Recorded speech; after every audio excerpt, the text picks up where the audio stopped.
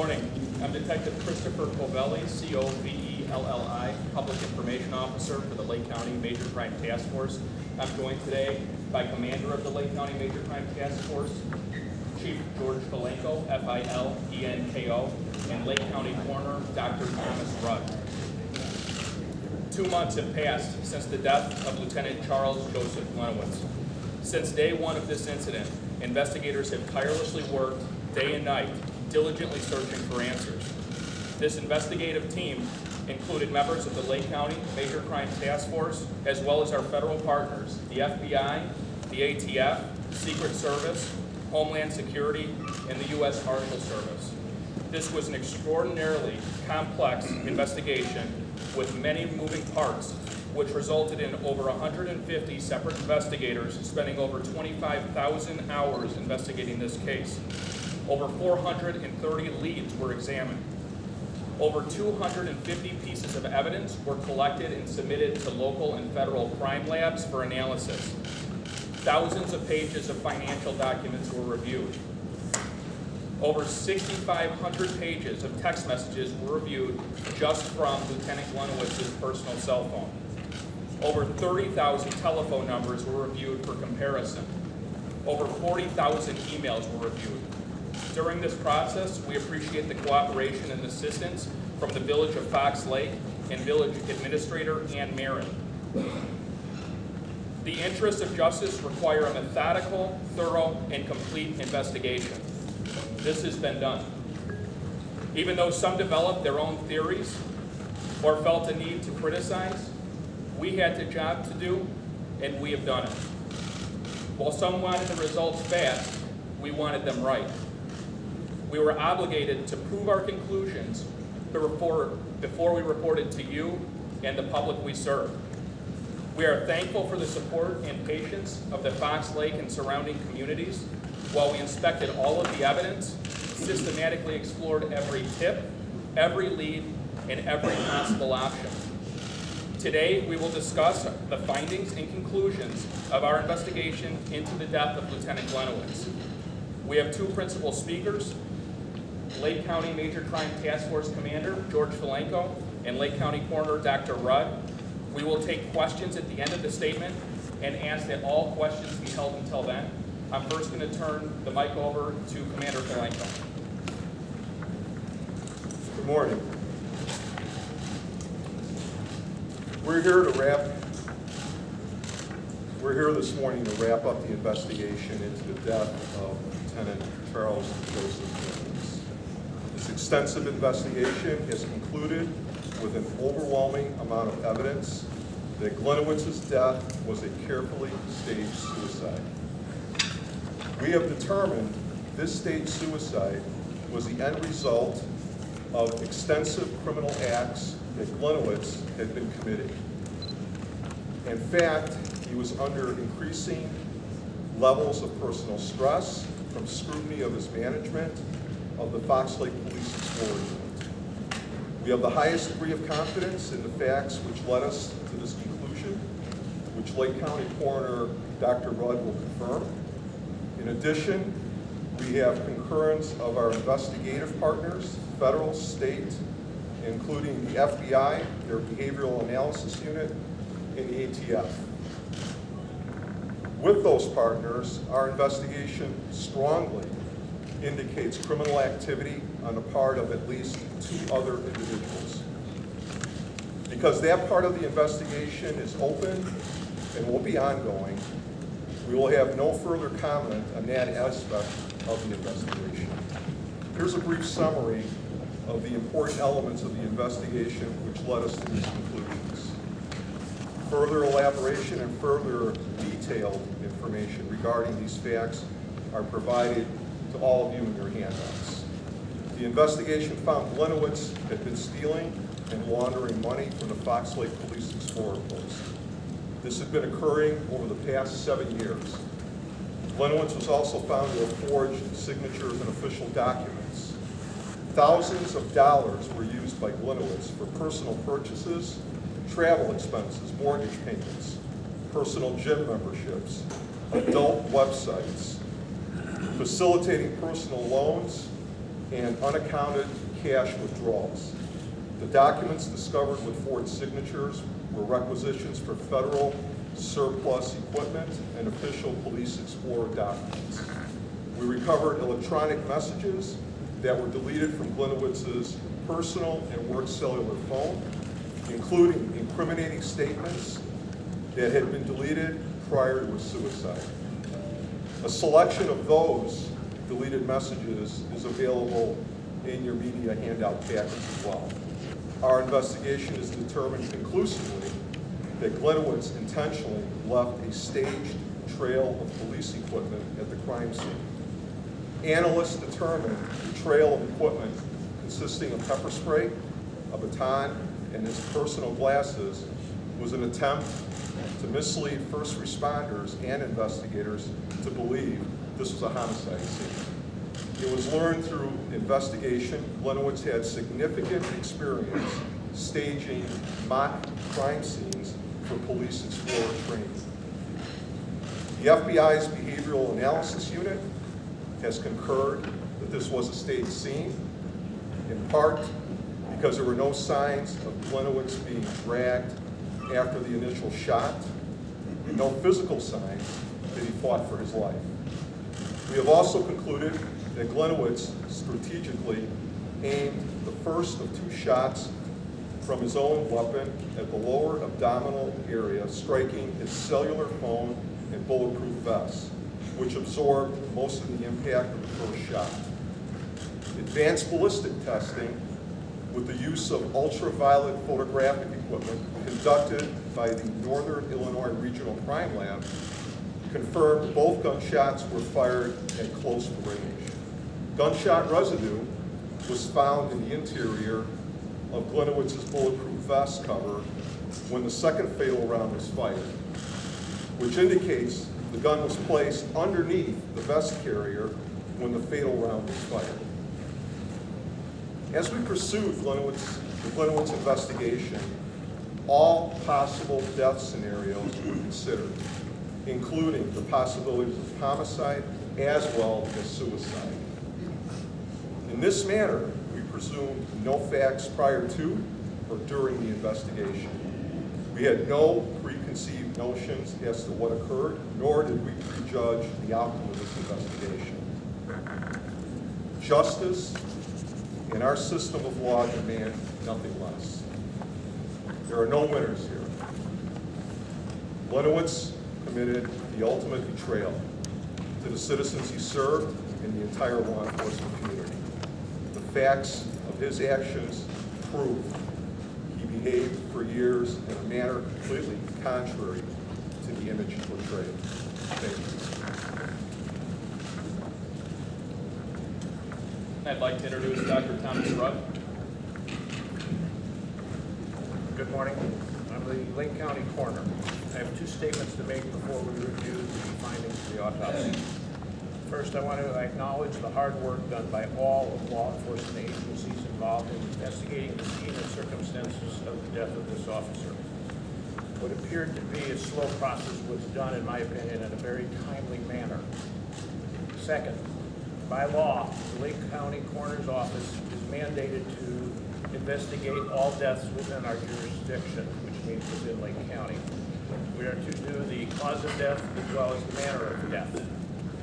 The cause of death of Lieutenant Gliniewicz was established as a result of objective scientific medical evidence obtained at the autopsy. This office follows the principles and protocols of the National Association of Medical Examiners.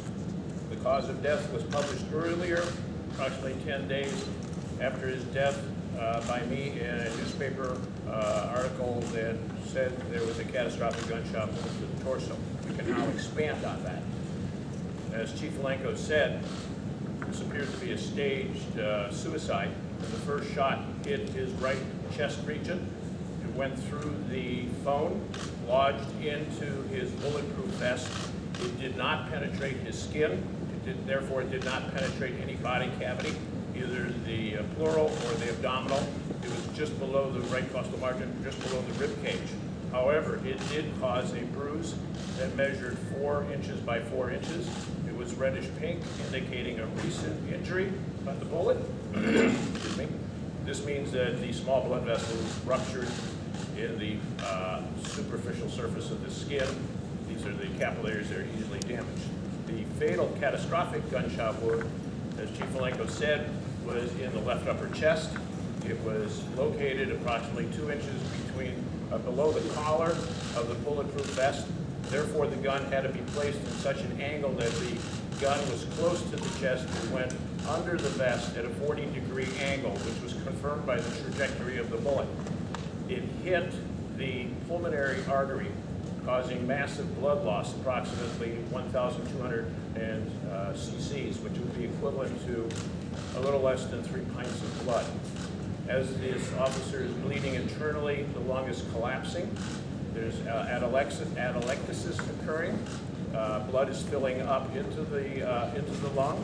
The bullet then hits the left hilum. This is a region where the major bronchi and blood vessels go in and out of the lung. It courses through the bottom of the lung, continuing causing collapse and bleeding, and lodges at the 10th rib. Now, there is an exit wound, but the bullet doesn't come out because it hits the bulletproof vest. It's called a shored exit wound. Instead of being a cookie cutter sharp exit wound, it's a ragged edge wound. In summary, we have 2 bullets shot into this officer. I agree with the findings that this was a carefully staged suicide. This officer killed himself.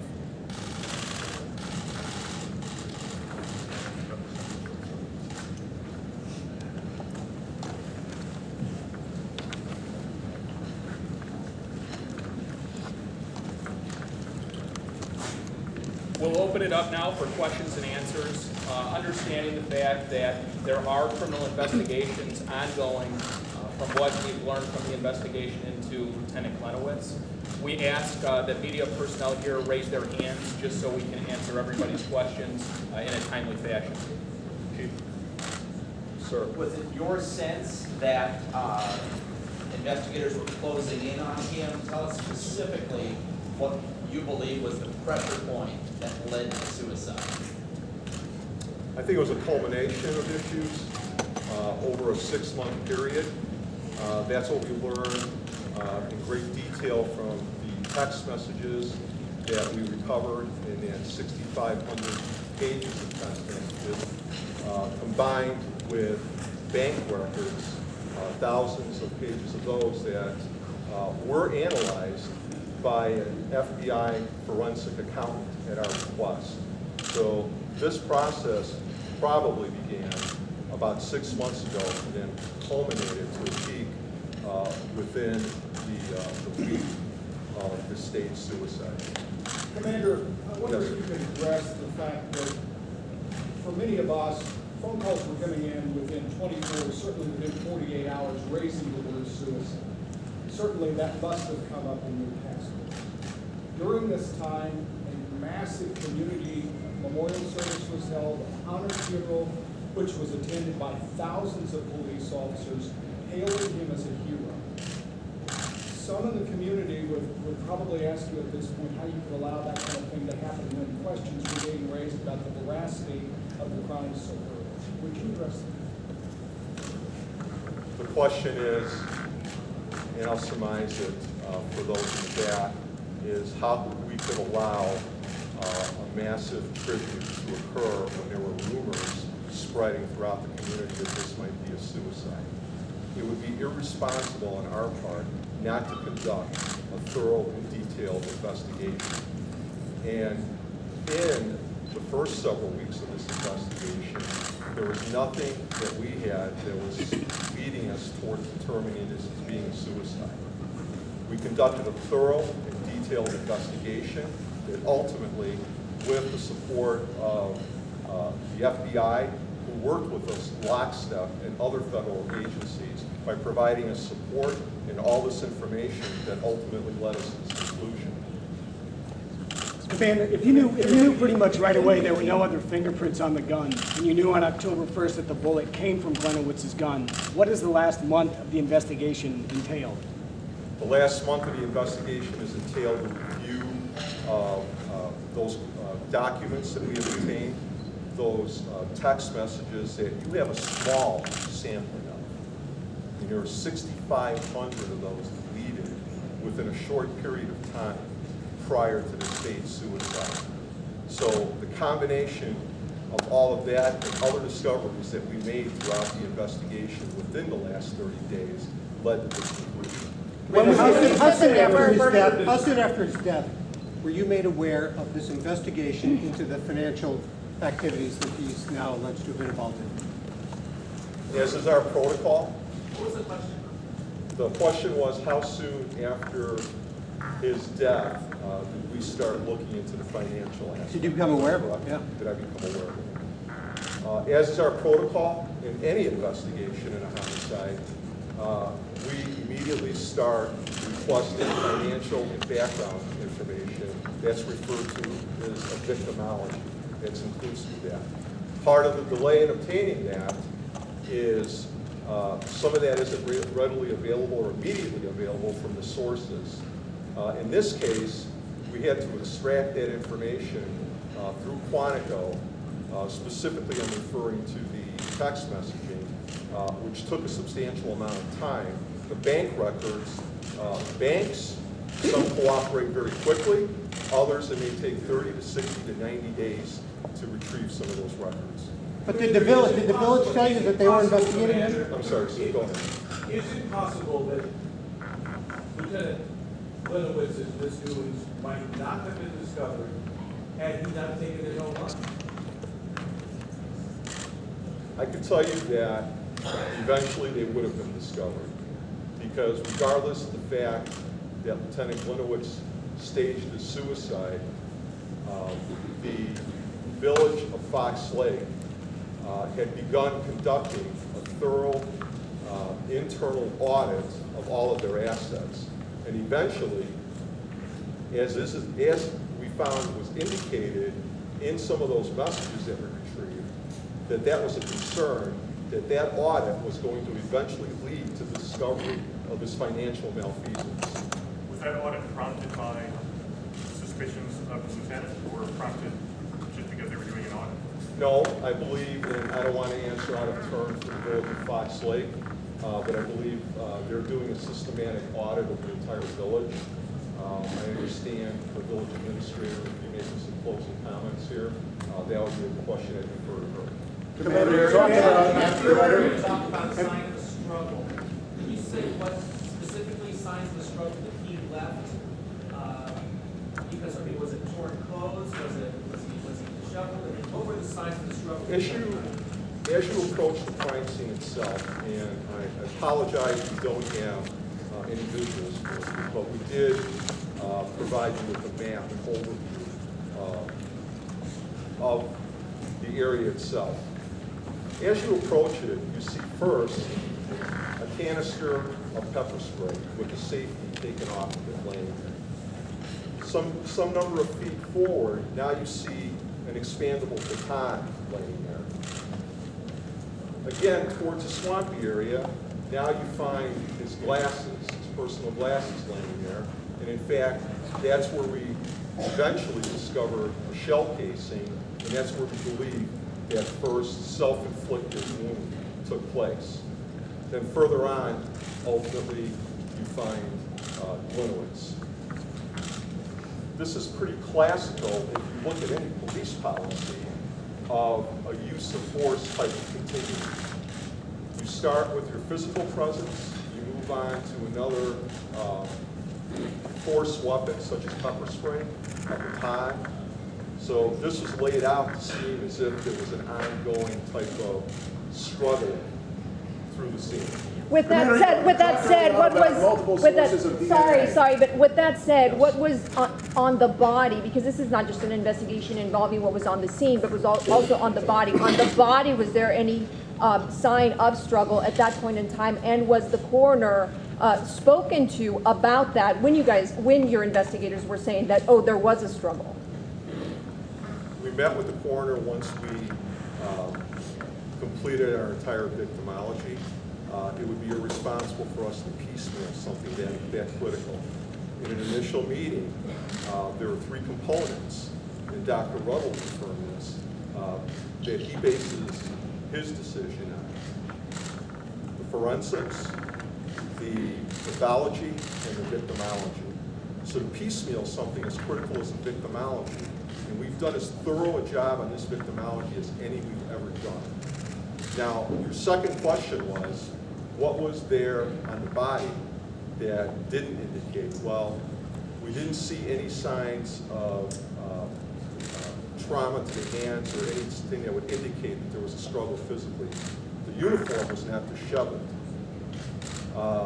There was part of the stage scene, we believe, his microphone, which is generally clipped on, and I'm sorry I'm left-handed, it's right-handed, but it's clipped on your shoulder lapel, and usually in a pursuit or struggle that always comes off for whatever reason. But there was nothing else to indicate where I've been involved in a number of arrests through my career, and just a simple traffic stop with a medium force resistor. Your uniform becomes disheveled, your vest turns, there's all sorts of indicators there. There wasn't any of that. Chief? Oh, Commander, What happens to the DNA? Commander, the lieutenant's the back. family has insisted that he was not showing any suicidal tendencies, and they insisted this was a murder. Number one, what words do you have for the lieutenant's widow? And number two, is she either a target or a subject of the ongoing criminal investigation? As we pointed out regarding the ongoing criminal investigation, we're limited to comment on that. Those portions of the investigation were that those criminal activities surfaced during our investigation and are being turned over to local and federal authorities.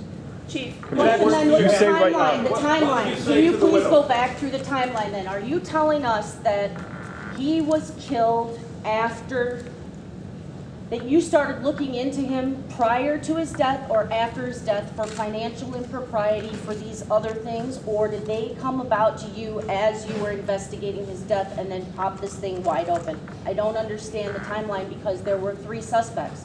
What about the suspects? How did they play in? Who were they? Was that a plant by you to bring someone into your office to admit something? No, absolutely not. We didn't plant this radio traffic.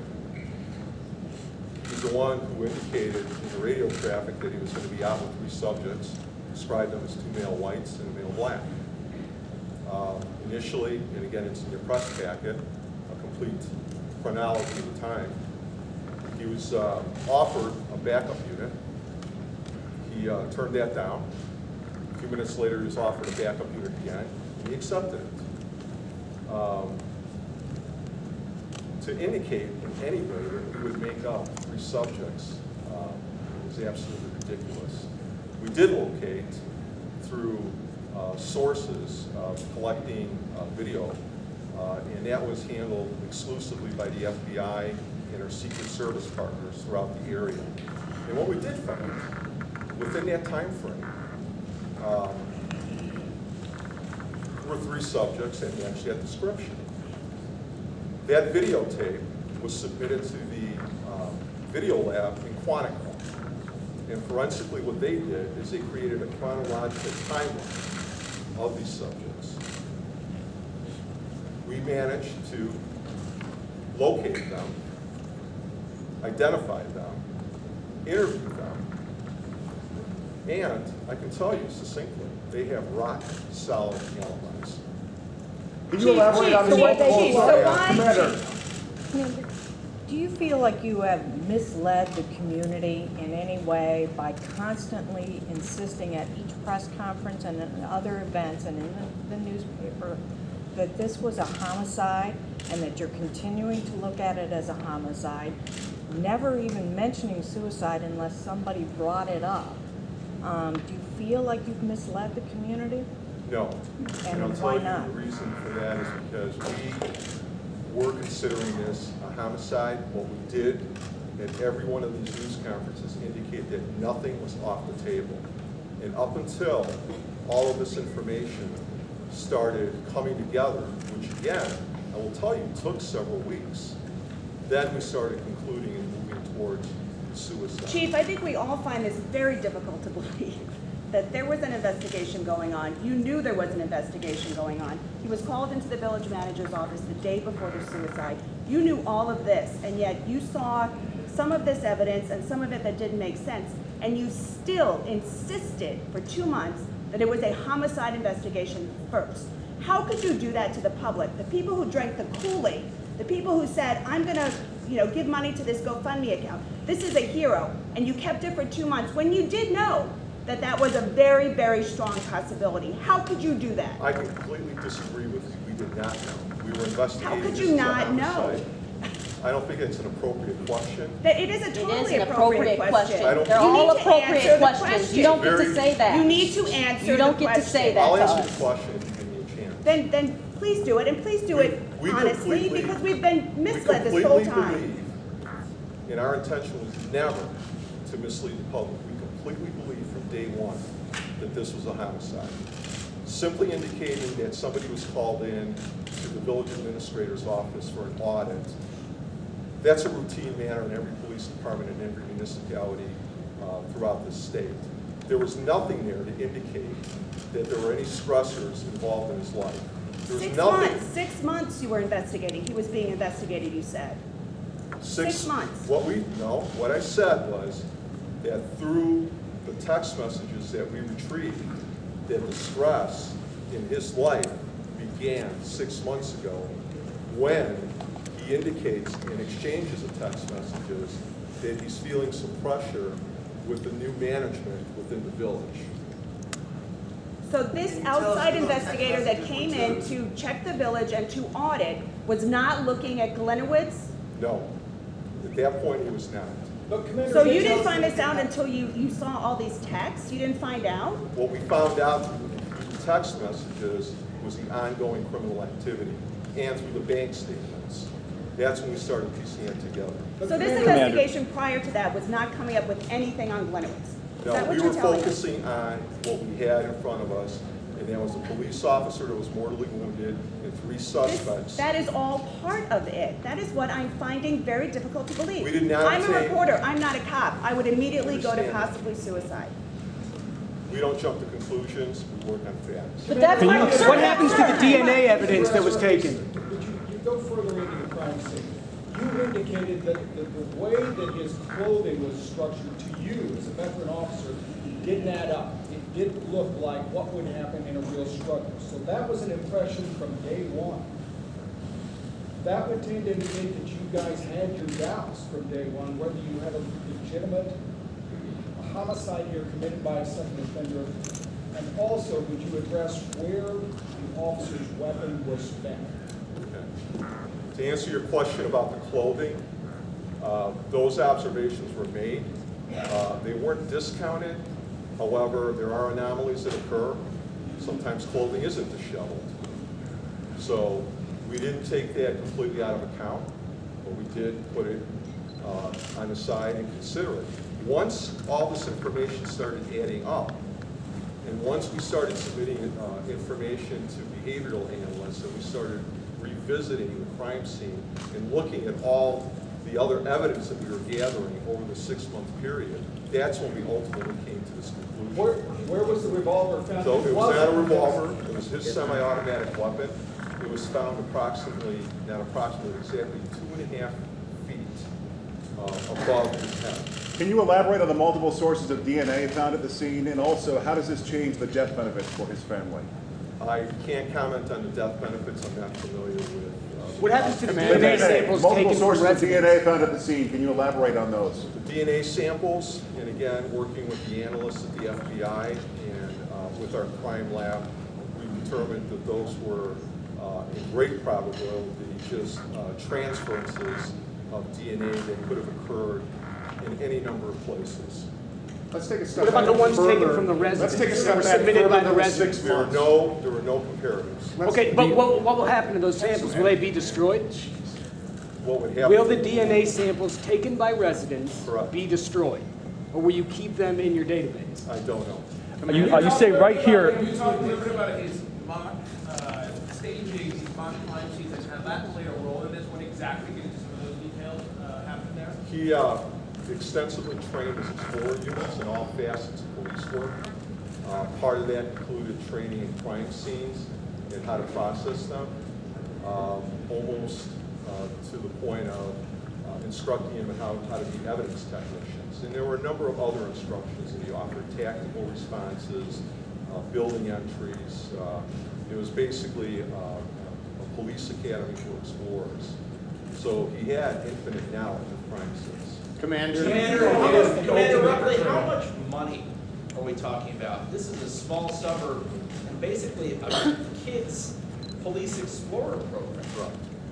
I can only tell you at this point, because this is going to be handed off, like I said, to local and federal authorities, it's in the 5-figure range. Commander, you say right here in the press release that prior to his death, he was under increased scrutiny by his management. What was that scrutiny? And if they were onto something, that there might have been some misconduct on the job, wouldn't that have been readily available immediately upon his death? I'll defer that scrutiny question to the management. What we discovered was that he felt that he was going to be under a great deal of scrutiny over that 6-month period. That eventually the internal audits that the village was performing were going to lead to that Explorer fund. And there are some extremely incriminating statements made by him, his own words, in those text messages. Chief, the evidence that was left at the crime scene, the baton, the pepper spray, how long of a trail in feet are we talking? Pepper spray, initially from the point of entry to the trails, I'll estimate maybe 25 feet. The baton is another 35 feet. The glasses are probably another 75 to 100 feet, and ultimately where he inflicts the mortal wound is probably about 2 feet. So these pieces of evidence are spread over how many feet altogether? About 275? Yes? I'm sorry. The pieces of evidence from the first item to his body, it sounds like 275 feet. Approximately, I'd say a little closer to 300. Commander, So let me just answer this gentleman. Eric Potter's the North Shore Voice, and I have etiquette, and I apologize for having it. It's a known fact that he was working internal affairs, going to bars, learning things in the area, going up to Wisconsin and coming back. Can you touch on and elaborate those facts and the stresses that it put on him, aside from the press release, and aside from the questions that you're answering? No, we have no indication he was going up to Wisconsin and anything. Commander Polenko. Internal affairs. It's a known fact that he was in internal affairs. There were other stresses put on him because of. No, there was no indication in our findings that there were those types of stresses put on. Did his widow tell you, did his widow The indicate? text that you referred to always to one other person or a group of people. Question one. Question two is, were all of the stresses you're referring to financial, or were there other type of stresses that you're not telling us about? You mentioned that some of his financial burdens came from accessing porn sites. So were there other stresses aside from financial, like were the texts to more than one person? I'll confirm that the texts were to more than one person. Additional stresses would include being discovered, feeling as if everything is coming to a close, so to speak, surrounding you. So yes, there are other stresses. do you feel you owe the public an apology? So many people were so involved with this case, money was collected, there were posters honoring him in front of people's homes and restaurants. Do you feel you owe the public an apology? I don't see where we would owe the public an apology trying to do due diligence and conduct a thorough and factual investigation. At what point, could I ask, at what point did you realize that the possibility that this was a suicide was there? Was it a month ago? Was it 2 weeks within the last ago? couple of When did that Why not announce it then? If it was in the last couple of weeks, why not announce it and end this whole thing? What was the turning point? Yeah, what was the turning point? One piece of evidence you thought, even if you It didn't wasn't have it, one piece of evidence, it's a culmination of evidence. We were waiting for certain evidence to still come in to confirm what we had already found.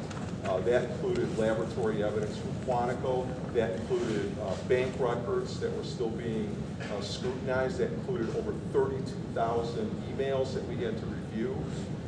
Then we had to have a series of roundtables and meetings to conclude our findings and then finally meet with the coroner's office and his officials. Why not announce that it was a suicide as soon as you made that determination?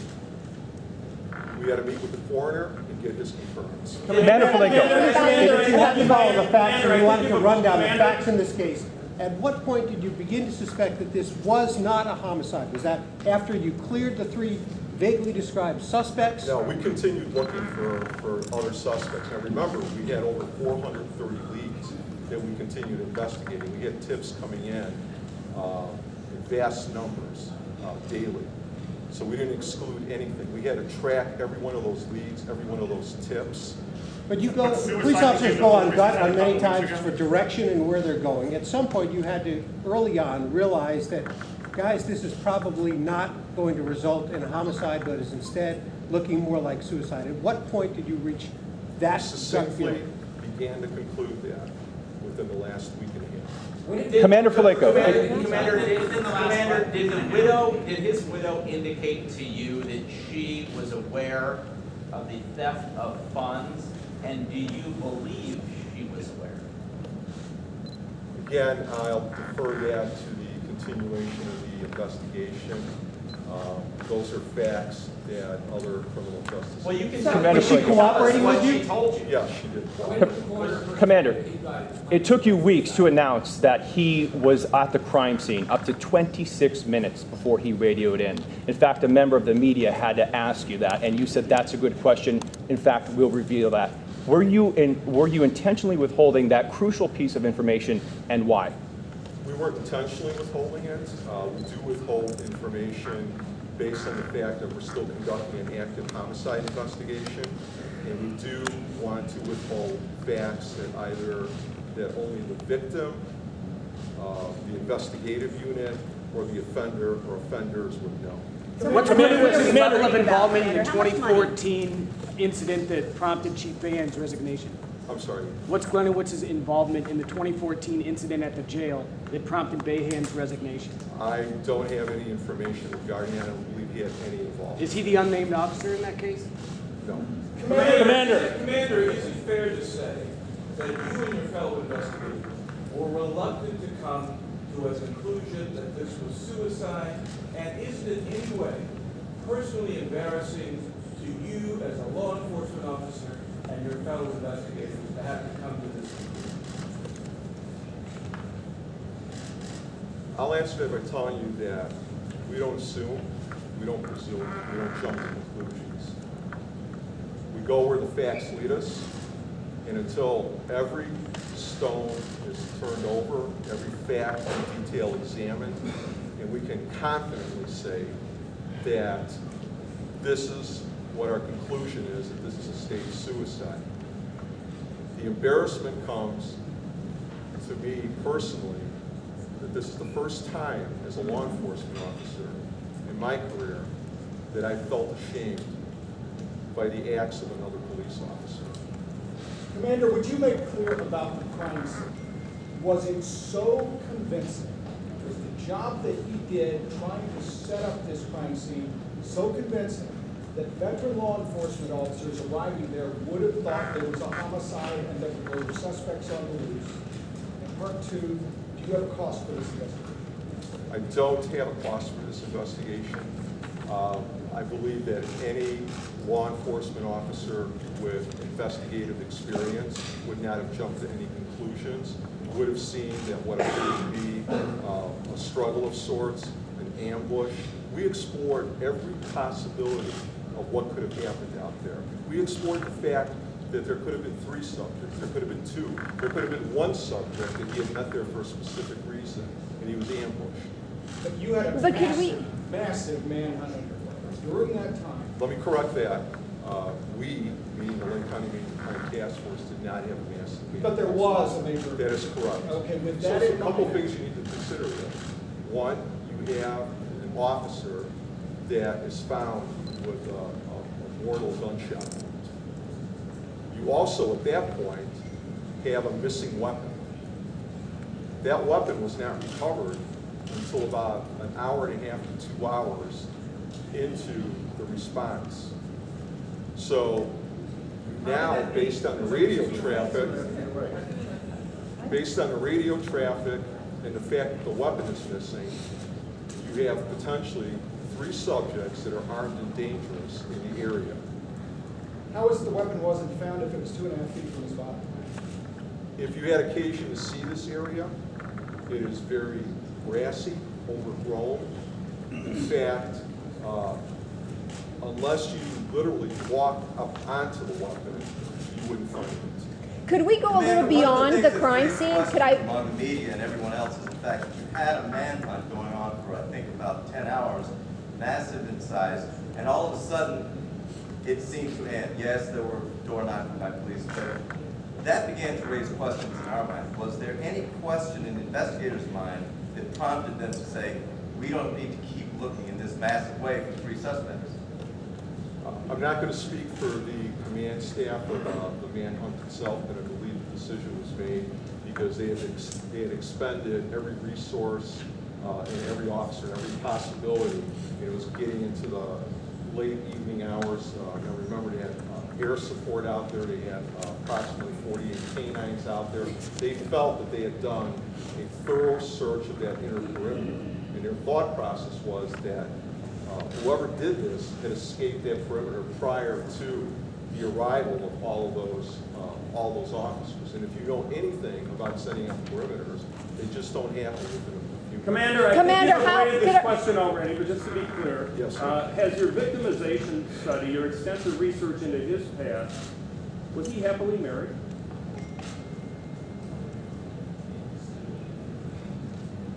I'll leave that question for Mrs. Gliniewicz. May I ask a question? Just if we go beyond the crime scene, you were saying that he placed things in a way that made investigators, veteran investigators like my colleague said over here, believe that this could have been, there could have been 2, 3 other suspects in this case. But how does he fool the coroner? When we're talking about a medical examination, what on the body, was there anything to indicate that there was some sort of altercation? Because there would be signs of an altercation on the body if there would be an altercation. Is that correct, coroner?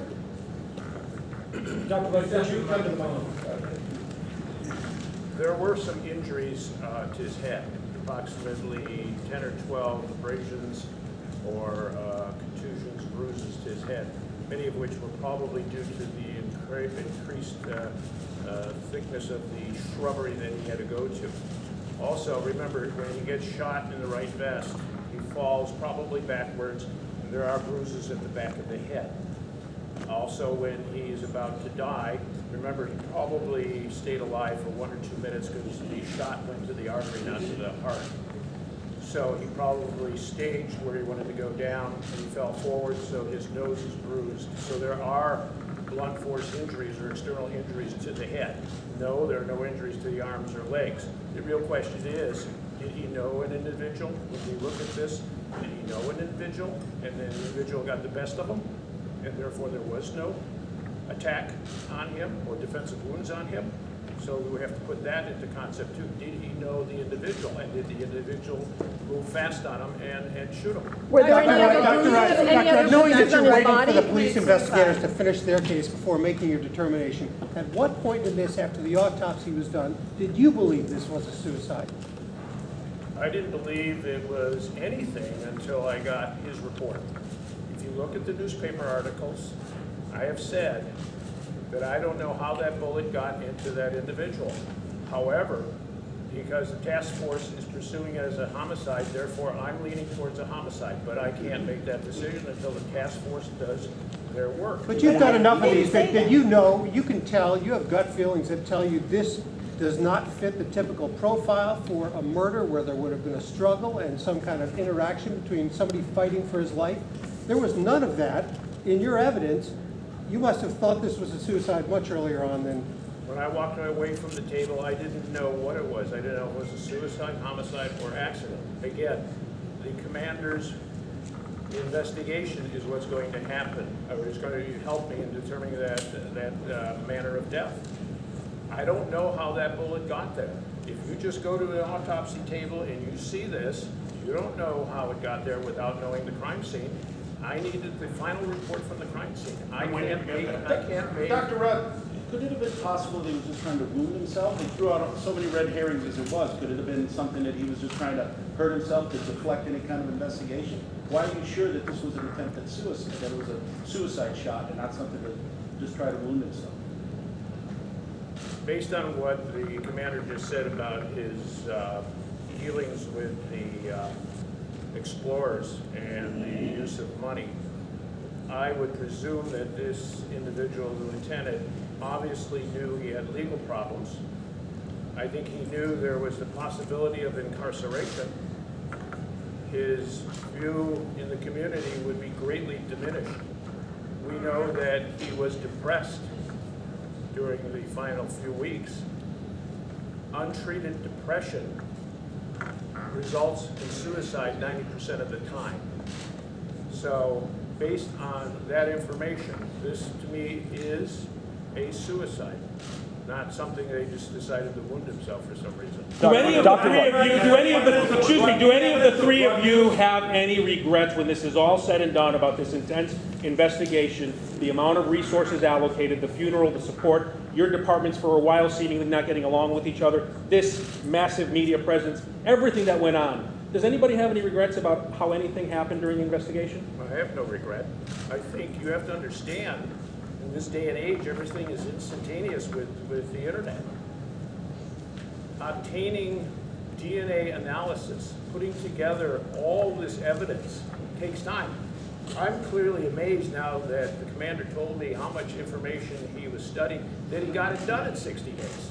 I think that is incredible, okay? Because I know more information that we're not going to let out, and I was stunned when I met Monday with the amount of information he got and the conclusions he got. Commander, can you comment on that? Do you at all have anything to say regret-wise about how anything might have transpired during this investigation? I'll answer that. We met on Monday, and that's when he gave me the information. Thank you. I just wanted Commander Falenko to comment on what I asked too. And I'll reiterate this, we conduct all of our investigations in a thorough, chronological order to seek the truth. Now, whether that takes days, months, and in some cases, years, we'll continue to do that to bring justice and seek the truth. What about the families in this community who were very scared? We all talked to them saying that they were afraid because there were 3 suspects on the loose. They could be dangerous, they could be armed, and people took it very seriously. They stayed in their homes and they were in fear for a very long time. What is your question? It was a follow to his in saying that there are no regrets. What would you say to those people? Well, I believe that the Lake County Sheriff's Office, as well as the local police presence, was upgraded substantially to try to bring some peace of mind to the community. I can't alter the facts, and the fact of the matter is that for several weeks, we were investigating a homicide that possibly involved 3 individuals. I can't change that fact until we reach conclusive results. You said several weeks. You said several weeks. Here. Can she comment on the investigation? Let's do this. We'll take 2 more questions, and I believe the village administrator from Fox Lake has a statement. Well, Commander, let me ask this. Do you have some sense as to when Joe Gliniewicz began planning this suicide? You said it was extensive in the planning. When do you believe he reached that point where he started planning? I believe the staging was extensive. I can't give you a timeline, but we believe it was within a short period of time prior to the state suicide. Who had evidence saw 3 guys to the police and saw 3 guys and used that as part of his narrative? That's an extremely good question. What is it again? What's the question? The question was, do you believe at some point he may have seen 3 individuals? And that's where the thought process came in. Part of the review and analysis of what we did with the videotapes and locating those 3 individuals, there is a great possibility that Lieutenant Gliniewicz may have driven by those 3 individuals on his way to that scene. Commander Falenko. Who had access to the Police Explorers Fund? And I'm going to introduce Village Administrator Ann Marin from the Village of Fox Lake, who wishes to read a statement. And would you say your name and spell it? Ann Marin, A-N-N-E-M-A-R-R-I-N. The last 60 days have been a very stressful time for the Fox Lake community. That's why we are pleased to have reached some level of resolution in this investigation. There are just a few points that I want to make here this morning, and I'm not going to take any questions. In your press package, you'll find that there are certain statements by Lieutenant Gliniewicz that were a threat to me personally. So I'm sure you're understanding that I am not going to take any questions at this time. First, I would like to thank the members of the Lake County Sheriff's Office and the members of the Lake County Major Crimes Task Force for their hard work and commitment over these last 2 months. It's only through their hard work and dedication that we've been able to reach this point. We at the Village of Fox Lake and Fox Lake Police Department have worked just as hard to provide investigators with information, answers to their questions, and support their efforts at every turn. I'm also very proud of how our village employees have responded to these unprecedented events.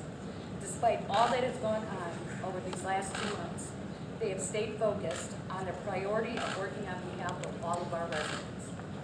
I would like to thank our residents for their support and their patience. This episode has left our community unsettled and uneasy, but with an opportunity to move forward in a new direction. We have all been very eager for answers in this case, and now that we have many of them, we can begin to move forward. You heard today about a side of Lieutenant Gliniewicz that is in stark contrast to how he was previously portrayed in the media. When I heard that he was concerned that I was asking tough questions about the Explorer program, it only confirmed to me that asking the tough questions was the absolute right thing to do. In fact, getting at the truth about the administration of the Explorers program was the only thing that had to be done. So on a personal level, but more importantly, in my role as the village administrator for the Village of Fox Lake, I want to be very clear on this point. The village fully supports the prosecution of each and every individual who conspired with Lieutenant Gliniewicz and/or has engaged in criminal activity that came at the expense of our community, our police department, and those we serve. The community is the real victim here. So let's always bear that in mind going forward. While this phase of the investigation is complete, clearly much more work lies ahead. But our job now is to learn from this incident, put in place measures to prevent it from happening ever again, and to come out of this situation a stronger and smarter community. The people of Fox Lake expect and deserve nothing less. Do you feel betrayed, ma'am? Does it bother you that a private detective agency in Bloomingdale